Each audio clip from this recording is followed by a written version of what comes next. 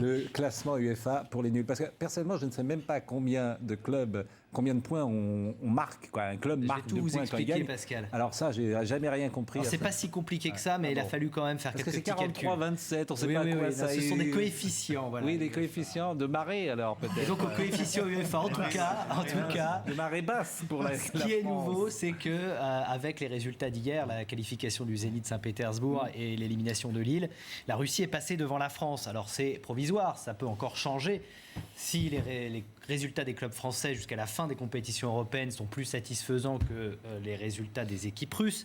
Mais pour l'instant, c'est vrai que c'est inquiétant. Pourquoi ? Parce que cette 7e place, eh bien, ça veut dire que la France perdrait un club en Ligue des Champions. Et le deuxième club qualifié pour la Ligue des Champions devrait passer par le troisième tour préliminaire avant un tour de barrage. Mais la virgule, vous savez, 82-142, vous savez à quoi ça correspond la virgule ? Je vais tout vous expliquer. Comment on calcule l'indice UEFA ? Comment gagner des points ? Voilà. Alors, on prend en compte d'abord, pour calculer cet indice, les 5 dernières années en Europe. Les 2 dernières années, par exemple, pour la France, ont été catastrophiques.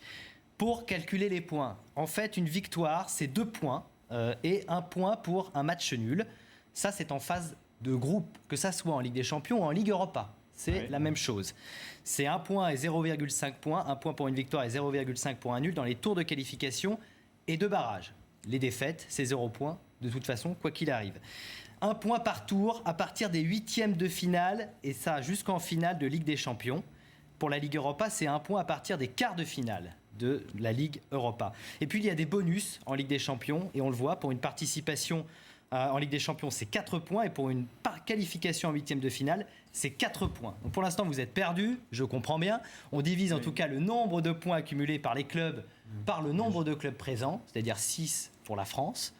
Et l'année dernière, eh bien, vous allez voir ce que ça donnait. Le PSG avait 25 points grâce à ses qualifications et à ses victoires en Ligue des Champions. 25 points pour avoir été jusqu'en quart de finale. Lyon, qui allait en quart de finale de Ligue Europa, c'était 17 points.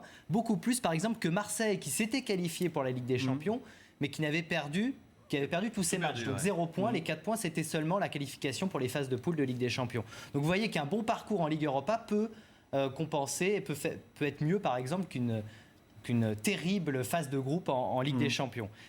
Et on va vous montrer maintenant que Lyon... Non, arrêtez, c'est plus possible. Lyon, 17 points. Non, arrêtez. Non, on vous explique très clairement. Regardez. Pourquoi 17 points les Lyonnais ? Pourquoi ? Ils ont disputé le 3e tour préliminaire de la Ligue des Champions. 2 victoires contre les Grasshoppers. C'est donc 2 points. Parce qu'en Ligue des Champions, au tour de préliminaire, c'est 1 point la victoire. Ils ont été éliminés en barrage, 0 points. En Ligue Europa, ils ont fait 12 matchs, 5 victoires.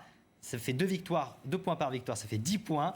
4 matchs nuls, ça fait donc 4 points. 10 plus 4, 14. Plus les 2 points, les 2 victoires contre les Grasshoppers, ça fait 16. Plus le point de l'accession en quart de finale, ça fait 17. Voilà pourquoi Lyon avait remporté 17 points la saison dernière. Alors voilà. Le compte est bon.